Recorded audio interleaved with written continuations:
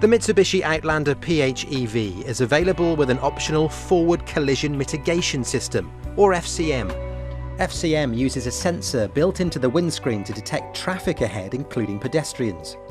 As the gap between the two vehicles shortens and the system judges that a collision may occur, it will issue both an audio warning and visual warning on the multi-information display, and then increase the brake fluid pressure and apply moderate braking to encourage the driver to slow down. If the driver ignores the warning, the system will initiate automatic emergency braking to either prevent or reduce the consequences of an impact. In addition, the driver can select how soon the system notifies them of obstructions ahead by pressing the FCM button. Each press changes between far, mid, and near modes. If required, a long press of the button will deactivate the system. Another press will reactivate it. It is highly recommended that the system remains engaged and operational at all times.